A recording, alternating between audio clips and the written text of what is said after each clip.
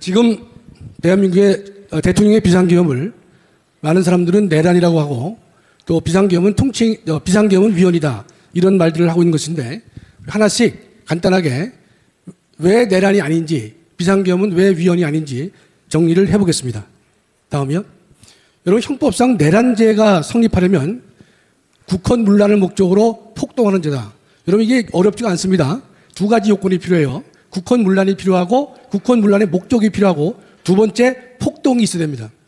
여러분 폭동이란 개념도 다의적이란 말이죠. 우리나라 대법원은 폭동이 뭐냐를 정의를 내리고 있습니다. 한 지방의 안녕과 질서를 파괴할 정도로 대규모여야 된다.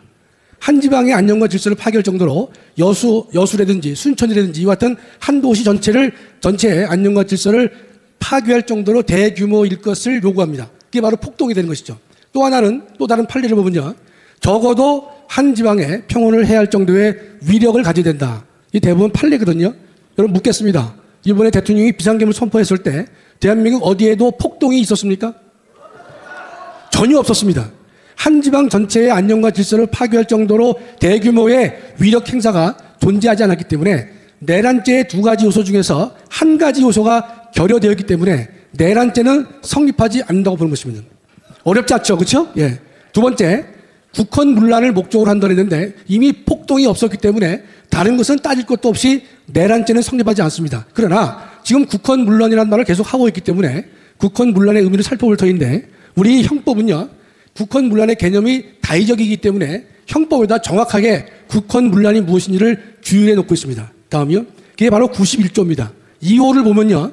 헌법에 의해 설치된 국가기관을 강압에 의하여 전복하거나 또는 그 권능 행사를 불가능하게 하는 것, 이것을 국헌문란이라고 합니다. 다른 해석을 할 수가 없는 것이죠. 여러분 한번 생각해 보세요. 이번에 대통령이 비상계엄을 선포해서 국회를 강압에 의해서 전복시켰나요? 전복시키지 않았죠. 또 국회의 권능 행사를 불가능하게 했나요? 불가능하게 하지 않았습니다. 다음이요. 전복도 없었고 권능 행사도 불가능하지 않았습니다. 그걸 뭐를 보고 할 수 있느냐? 당일 국회의원들이 190명이 모여서 계엄 해제 요구를 적법하게 의결한 것입니다. 이것만 보더라도 국가기관을 강압에 의해서 전복한 적도 없고 그 권능 행사를 불가능하게 한 적도 없기 때문에 또 대통령은 이 국헌문란의 목적을 가지고 있지 않았다는 것입니다. 내란죄는 목적법인데 국헌문란의 목적을 가지고 폭동을 일으켜야 되는 것입니다. 대통령이 무슨 할 일이 없어서 폭동을 일으켰습니까? 일으킨 바가 없는 것이죠. 이 내란죄가 된 것은 통상 누군가면 일반 국민들 중에서 반국가 세력들이 국가를 전복하기 위해서 국헌문란의 목적을 가지고 한 지방에서 폭동을 일으키려고 하는 것, 이게 내란이 된 것입니다. 대통령은 이런 내란을 일으킬 이유도 또 필요도 없다 이런 뜻이죠. 다음이요. 따라서 비상계엄으로는요 국회의 권한행사가 불가능하지도 않았고 또 폭동도 없었기 때문에 내란죄는 성립하지 않는 것입니다. 명백한 것입니다 이게. 근데 지금 대한민국의 경찰, 검찰, 언론 할 것이 모든 사람들이 마치 이 내란죄가 당연히 성립되느냐 하는데 여러분 언론을 잘 들어보시면요 국헌문란이란 말만 나오는 것이지 폭동이란 말을 언급하지 않습니다. 폭동이 있어야만 내란죄가 되는 것인데 폭동 자체를 언급하는 언론기관이 단 한 곳도 없다는 것이 숨기는 것이죠. 좀 그래서 뭐라고 결론 내렸느냐? 내란에 내자도 꺼내지 말라는 것입니다. 두 번째, 이제 비상계엄을 살펴보겠습니다. 요 전에 국헌문란의 목적이 아까 조금 전에 뭐가 있었냐면요. 국가기관을 강압해서 전복하거나 또는 권능 행사를 불가능하게 하는 것인데 지금의 민주당의 행태를 잠깐 살펴보겠습니다. 다음이에요. 대통령의 손발을 묶고 있는 것인데 대통령 권한을 무력화시키는 것이 바로 민주당입니다. 위헌적인 법률과 특검법을 30여 번 발의함으로써 입법 독재를 하고 있는 것이죠. 20여 명의 국가기관의 주요 장들을 탄핵 소추했습니다. 국정을 마비시키고 있는 것이에요. 더구나 예산 농단까지 했는데 뭐 얼마를 깎았다는 것도 매우 중요하지만 두 가지만 잠깐 보겠습니다. 체코 원전 수주 90% 감액했다. 이게 무슨 말인가면요. 체코의 원전을 우리가 30조의 수주를 했단 말이죠. 통상 원전을 수주하게 되면 원전을 수주한 나라가 체코에게 좀 약자니까 돈을 빌려줍니다. 빌려줘서 원전을 완성시키도록 하는 것이 원전 수주의 기본적인 원칙입니다. 그랬는데 그 금액을 90%를 깎았다는 말은 뭔가면 30조 원전 수주를 완전히 백지화시키겠다고 하는 이런 행태가 여기에 있는 것이죠. 가스 동해 가스 시추 사업이 505억이었는데 8억으로 줄었습니다.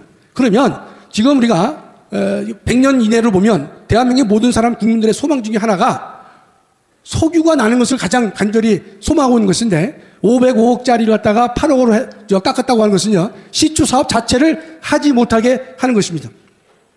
지금의 민주당의 행태를 보면요, 국민이 뽑은 헌법기관인 대통령의 권능 행사를 불가능하게 만드는 존재가 누구냐 말이죠. 바로 민주당이 되는 것입니다. 그렇다면 민주당이 내란의 주체가 되는 것이죠. 또 내란의 수괴는 이재명이 될 수밖에 없는 것입니다. 그들이 요건이 하나 더 있죠.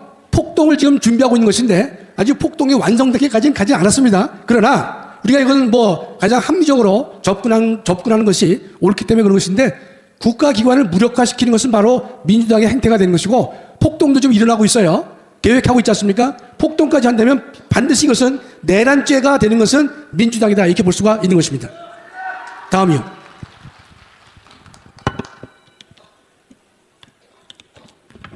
한동훈은 비상경이 선포된 날 위헌 위법이라는 말을 서슴지 않고 했습니다. 잠깐 살펴보겠습니다. 절차적 요건을 충족했느냐? 대통령은 계엄을 선포할 때도 국무회의 심의를 거쳤고 해제할 때도 국무회의 심의를 거쳤습니다. 국무회의 심의는 반드시 거쳐야 되는 것은 아니에요. 물론 헌법은 요구하고 있지만 국무회의 심의라는 것은 뭐냐면 거기에 국무위원들이 전원 반대한다 하더라도 대통령을 구속할 수 없는 것이 국무회의의 본질인 것입니다. 세 번째 보면 실체적 요건인데요. 전지사변 기타 이에 준하는 국가 비상사태였느냐, 이것이 문제가 될 수가 있습니다. 여기 대해서는 적지 않은 학자들도 지금이 예컨대 사변 기타에 준하는 국가 비상사태는 아니지 않느냐, 이런 주장을 해요. 일리가 있습니다. 그러나 실제로 이 전지사변 기타 이에 준하는 국가 비상사태가 존재했다고 보는 사람이 반, 아니라 보는 사람이 반이 있을 수가 있는데 한번 그 의미를 살펴보도록 하겠습니다. 다음이요. 전신지 사변인지 기타 국가 비상사태 인지의 문제를 보통 상황 요건이라 그래요. 상황 요건에 대한 판단, 지금이 국가 비상사태인가 아닌가의 판단은 대통령의 고유의 권한입니다. 제가 만들어낸 말이 아니라 헌법 77조를 보면 대통령은 이러이러한 국가 비상사태가 있을 때에는 계엄을 선포할 수 있다고 얘기를 하고 있거든요. 이 계엄은요, 국회의장도 못하고 대법원장도 할 수 없고 헌법은 딱 한 사람, 대통령에게만 권한을 부여하고 있는 것입니다. 그렇다면 대통령의 이러한 판단을요, 일개 사법부에서 옳다 그르다 판단하는 것은 매우 부적절한 것입니다. 이런 것을 학문적으로 뭐라 그러냐? 통치행위라고 합니다. 통치행위는 뭐냐? 고도의 정치적 성격을 지닌 국가자용으로 사법부가 그 옳고 그름을 판단할 수 없는 행위라고 합니다. 지금 제가 오늘 아침에 어느 자료를 제가 읽어보니까 많은 사람들이 비상계엄이 통치행위라는 걸 학자들도 인정하고 있어요. 한국법학교수회에서 의결을 했는데 대통령을 탄핵 소추된다는 결의를 했어요. 내용을 보니까 대통령이 자신의 권한을 국무총리나 여당 대표에게 위임하는 것이 잘못됐기 때문에 탄핵 소추를 해야 된다라는 말을 하고 있거든요. 그 말은 일리가 있어요. 그러나 지금요, 지난번 대통령께서 세 번째 담화에서는 뭐냐? 끝까지 싸우겠다 그랬습니다. 자기가 질서 있는 퇴진 하지 않겠다.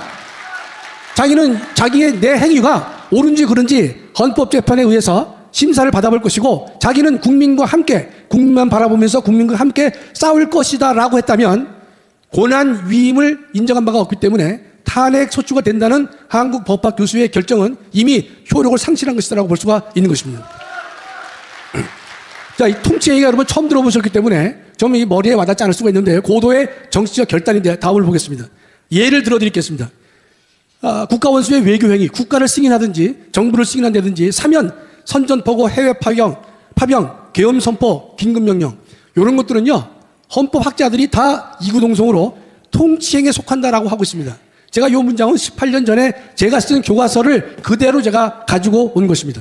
우리 헌법재판소도 이 대통령의 국가 원수로서의 행위에 대해서는 대통령의 결단이 존중되어 오른 것이고 2003년 헌재는요, 노무현의 이라크 파병에 대해서 시비가 붙었을 때에도 대통령의 국군의 해외 파병에 대해서는 사법부가 판단해서는 안 된다, 판단을 자제해 옳다라는 판례를 남긴 바가 있는 것입니다. 여기서 여러분 하나 국가 승인에 대해서 말씀 올리는데요, 이런 겁니다. 여러분 1948년 8월 15일 날 대한민국이 건국됐죠. 건국됐는데 국내적으로는 대한민국이란 나라가 만들어졌지만 국제사회에서는요, 대한민국을 국가로 인정하지 않았어요.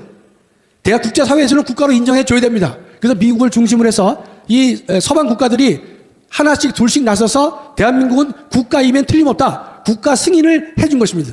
바로 그런 의미예요. 그러니까 지금도 전 세계에서 정말 신생 독립국가인 것인데 외국에서 국가로 인정하지 않으면 국가가 될 수 없는 것입니다. 그런 우리가 70년 전에는 그렇게 어려운 상황 속에서 미국을 중심으로 한 우방 국가들이 국가로 승인해 줬기 때문에 대한민국은 국내법적으로도 국가가 됐지만 국제사회에서도 정식 국가로 인정받게 된 것입니다. 이거를 국가 승인이라고 하는 것입니다. 여기서 제가 국가 원수란 말을 썼는데 대통령은 두 가지의 지위를 갖습니다. 하나는 입법, 사법, 행정부와 동렬에 있는 행정부의 수반의 지위를 갖습니다. 행정부의 수반의 지위로서는요, 국회의장과 대법원장과 동렬의 지위를 갖습니다. 그러나 대통령만큼은 삼권을 초월하는 헌법상의 지위를 갖는 것인데 그것이 뭐냐? 바로 국가 원수로서의 지위를 헌법학자들은 다 인정하고 있는 것입니다. 대한민국을 대표하는 사람이 누구냐? 국회의장도 아닙니다. 대법원장도 아니고 누가 하느냐? 대통령만이 할 수 있는 것입니다. 이 대통령의 이 국가를 대표하는 지위를 뭐라 하느냐? 국가 원수로서의 지위다. 이렇게 말씀을 드리는 것입니다. 따라서 대통령이 국가 원수의 자격에서 고도의 정치적 결단을 내린 것에 대해서는 사법부가 왈가왈부하지 마라. 이것이 헌법학의 통설로 되어 있는 것입니다. 다음이요. 여러분, 김대중 노무현 문재인이가 북한을 방문했습니다. 그래서 연방제 합의를 하고 왔는데 우리는 연방제 합의 자체가 대한민국 헌법 4조 통일조항에 위반된다고 봅니다. 그런데 당시도 그렇고 지금도 그렇고 이 세 명의 대통령이 북한을 방문하기 위해서 서로 전화하고 회담하고 한 행위에 대해서 국가보안법 위반이라는 말을 하는 사람은 단 한 사람도 없습니다. 왜 그럴까요? 그것은 일종의 대통령의 통치행위에 속하기 때문에 북한을 왕래한 것, 또 통화한 것, 만난 것, 이것은 국가보안법으로 규율되지 않는다는 뜻입니다. 아시겠죠? 그게 바로 대통령의 통치행위가 되는 것이고 대통령의 통치행위는 국가 원수의 지위에서 행하는 것이다. 사법부가 옳고 그름을 쉽게 판단해서는 안 되는 행위가 바로 이런 것이다. 이런 뜻입니다. 다음이요. 여러분, 계엄이라고 하는 것은요, 힘과 자유가 극렬히 대립하는 현상인 것인데 국가 위기 시에 자신의 일부를 파괴해서라도 전체를 구하려는 극한의 조치가 바로 계엄이 되는 것입니다. 병원에서 수술할 때 의사가 뭐라는 거냐? 당신 왼쪽 다리를 잘라내지 않으면 당신 생명을 건질 수 없다라고 말했을 때 많은 사람도 어떻게 합니까? 생명을 구하기 위해서 다리 하나를 절단할 수밖에 없는 것이죠. 바로 이 계엄이 이런 속성을 지니고 있는 것입니다. 국가의 모든 국민의 영원한 자유를 확보해 주기 위해서 잠시 국민의 일부의 자유를 제한할 수 있도록 용인하는 제도가 바로 계엄이 되는 것입니다. 다음이요. 그럼 이런 계엄이 왜 정당화될 수밖에 없느냐? 왜 전 세계 헌법에 계엄을 다 두고 있느냐? 두면서 다 대통령의 고유 권한으로 규정한 이유는 뭐겠느냐? 평상시에 법치국가의 조직이나 절차나 방법 가지고서는 국가 위기를 극복할 수 없는 상황이 예견되고 있다면 그 예견되는 그 상황을 대처하기 위해서는 헌법은 극단적인 조치를 할 수 있는 권한을 국가 원수인 대통령에게 부여하여야 된다고는 당위성 때문에 이 조항이 들어가는 것입니다. 사람이 물에 빠지면 모든 수단을 강구해서 살아나려고 합니다. 이럴 때 빠진 사람을 구조하기 위해서 간 사람은요, 호우족되는 사람을 몇 대 때립니다. 그래서 힘을 빠지게 해요. 그렇게 하지 않으면 함께 죽기 때문에 그런 것입니다. 이런 경우에 사람의 생명을 구하기 위해서 몇 대 때린 것을 폭행죄로 규율할 수 있을까요? 할 수가 없는 것입니다. 그러면 사람이 죽으려고 할 때도 모든 수단을 강구하듯 국가가 그 멸망 앞에서는 어떠한 조치도 취할 수 있고 있어야 하는 것입니다. 다음이요. 자, 지금의 검찰이나 경찰 등을 이제 보면 언론도 그렇고 국힘도 마찬가지입니다. 비상계엄선포는 제가 분명히 내란죄가 성립하지 않는다고 말씀드렸는데 모두가 다 내란이란 말을 하면서 아까도 말씀드렸지만 국헌 문란만 떠들고 있지 폭동이란 말을 언급한 사람은 단 한 사람도 못 봤습니다. 여러분, 비상계엄은요, 나라를, 국가를 세우기 위해서 내린 비상조치예요. 반면에 내란은 국가를 무너뜨리기 위해서 행한 조치가 되는 것이죠. 그렇기 때문에 이석기 같은 존재가 이석기 같은 반대한민국 세력이 대한민국을 무너뜨리기 위해서 폭동을 준비하고 있다면, 폭동을 하려 했다면 그것이 진정한 내란이 되는 것입니다. 대통령의 비상계엄은 국가를 살리기 위한 것이기 때문에 여기에 전혀 해당할 수가 없다는 것입니다. 다음이요. 물론 이번에 아직 다 드러나지 않았지만 일부 정치인을 체포한다 안 한다 이런 등등의 말이 확실할지는 모르겠지만 떠돌고 있어요. 이럴 경우에 그것이 사실이라면 계엄 선포 자체는 합헌이지만 정치인을 체포하려고 했다든지 의원을 강제로 끌어내리려고 한 것은 위법 사항이 있습니다. 틀림없이 있어요. 그러나 그 위법은요, 불법 체포 감금죄라든지 직권남용죄로 규율하면 되는 것이에요. 그런데 왜 이걸 하지 않고 내란죄로만 떠드느냐? 직권남용이나 불법 체포 감금은요, 대통령에게, 현직 대통령에게 책임을 물을 수가 없기 때문에 그렇습니다. 현직 대통령은 내란이나 외환죄 이외에는 형사소출을 당하지 않기 때문에 그들도 뻔히 알면서 행위가 된다면 불법 체포 감금 조사는 가능할 수 있어요. 그러나 이거를 말하지 않고 내란으로 몰고 가는 이유는 윤 대통령을 끌어내리기 위해서 이런 억지를 부리고 있는 것입니다. 다음이요. 지금 대한민국의 국가기관은요, 특히 검찰, 경찰, 공수처들은 이성을 상실했습니다. 언론기관은 타락했습니다. 지식인은 양심을 저버렸고 목회자들은 침묵하고 있는 것입니다. 다음이요. 제가 볼 때는 지금의 대한민국을 한마디로 우리가 상태를 우리가 점검해 본다면 피투성이 상태에서 버려진 아이와 같다라고 말씀드릴 수가 있겠습니다. 구국의 신념으로 비상계엄을 선포한 것을 내란죄라고 부르고 대통령을 내란죄의 괴수로 전락시키고 있는 것이죠. 대통령의 출금지를 잽싸게 시켰습니다. 우리 헌정사상 초유의 일이란 말이죠. 검찰, 경찰, 공수처는 수사기관임을 자처하면서 서로 쌈박질하면서 공을 세우려고 하는 것인데 이 인간들이 누구에게 공을 세우려고 하느냐 말이죠. 기울어진 윤석열 대통령을 바라보면서 누구에게 공을 세우기 위해서 이루어왔던 일을 자처하는지 모르겠습니다. 그러나 우리 며칠 전, 어젠가 그젠가요, 우리 대통령께서 담화를 통해서 끝까지 싸우겠다고 선포하셨기 때문에 우리 자유우파 모든 국민들은 함께 대한민국의 정의를 바로 세우는데 동참해야 될 것입니다. 또 한동훈 같은 여당 대표는요, 대통령 권한을 헌법적 근거 없이 여당 대표가 좌지우지해요. 무슨 뭐 질서 있는 퇴출이다, 퇴임이다, 이런 말은 헌법에 존재하지 않습니다. 지금 외신들은 계엄의 본질을 뭐로 보고 있느냐? 북한 세력과의 싸움이다, 이렇게 외신들은 보도하고 있습니다. 또 대한민국은 북한 공산 세력과의 싸움에서 지고 있다라고 외신은 말하고 있습니다. 누가 가장 객관적으로 이 국내의 계엄을 바라보고 있습니까? 당사자인 대한민국 사람보다는 외신들이 좀 더 합리적으로 접근하고 있는 것인데, 계엄의 본질을 북한 세력과의 싸움이라고, 즉 윤 대통령이 강조하시는 반국가 세력의 척결이라고 하는 그 초점을 인정하고 있음에도 불구하고 대한민국의 수많은 양심을 버린 인간들은 대통령의 비상계엄을 내란죄라고 몰고 가고 있단 말이죠. 우리가 도저히 받아들일 수 없는 것이고 우리는 이 세력들과 싸워야 할 것입니다. 다음이요. 우리는 이 문제를 해결하기 위해서 주님만 의지하고 바라봐야 하는 자세가 필요할 것이죠. 기도를 해야 될 것입니다. 그런데 기도만으로는 부족하지 않겠는가? 국민이 행동하면서 정의를 바로 세워야 할 것이다. 즉 행동이 필요할 때다, 이런 뜻입니다. 제가 그 나이키 광고를 하나 소개했는데요. 저스트 두잇인데 여러분 나이키 신발 보면 이게 이런 글자가 있지 않습니까? 이게 한 30년 된 광고입니다. 이 나이키 광고가 이것 때문에 한 초기 10년에는요. 한 8억에서 한 90억 되는 매출을 올린 유명한 광고가 된 것인데, 여러 가지 해석이 가능하지만 저스트 두잇은 그냥 해버려. 그러면 나이키를 상대로 했다면 그냥 살까 말까 고민하지 말고 사라, 이런 의미가 있지 않습니까? 제가 이렇게 말씀드린 건 뭐냐면, 이 광고를 가져온 이유는 내일 올까 말까 고민하지 말고요, 해버리세요. 오세요. 또 대통령께서 국민만 바라보며 국민과 함께 반국가 세력 척결을 위해서 목숨 걸고 싸우겠다고 한다면 우리 보수 애국 세력들은 할까 말까가 아니라 반드시 그냥 해버리는 우리가 되어야 될 것이다 믿습니다. 네, 감사합니다. 네, 수고하셨습니다. 우리 김학상 교수님께 감사의 박수를 보내시기 바랍니다. 자, 어제 윤석열 대통령이 대국민 담화 발표 후에 선관위가 대통령이 헛설을 했다고 법적 절차를 받겠다는데 미친놈들 아니야 이거요. 아니 어떻게 선관위가 대통령을 법적 조치를 했더니 미친나라 아닙니까? 자, 방금 들은 뉴스 중에 그걸 대변하는 뉴스가 있습니다. 지난 2021년 1월 6일 트럼프 대통령의 부정선거에 반발을 해서 미국 의사당을 침입했던 1,500명, 기소자 600명, 여기에 대해서 미 연방 대법원이 검찰의 의회 폭동은 가인 기소다 해서 파기환송을 했습니다. 트럼프가 내가 취임하면 이 사람들을 전부 다 사면하겠다 했어요. 나라가 민주주의가 되려면 미국처럼 돼야 되지 않겠습니까? 반대로 잡아쳐있는 이런 나라 미친 나라 아닙니까 이거? 그래서 우리는 부정선거를 반드시 밝혀야 되겠습니다. 자, 이번에 우리 정관 목사님께서 귀한 애칭을 하나 달아주신 분입니다. 면도칼이라고요. 자, 우리 자유마을 총재신 장학영 목사님이 부정선거와 관련해서 아주 면도칼처럼 여러분들에게 속속들이 귀에 들어가도록 연설을 해드리겠습니다. 박수 보내주십시오.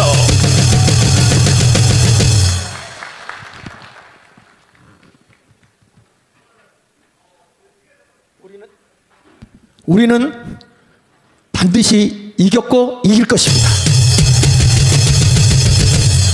여러분, 나는 오늘 분명한 메시지를 주님으로부터 받았습니다. 한동훈은 민주당의 이중대입니다. 왜 그러냐? 왜 그러냐? 여러분, 국회의원 선거할 때, 총선할 때도 보면 윤석열 대통령과 충돌을 해서 보수의 당을 괴멸시키고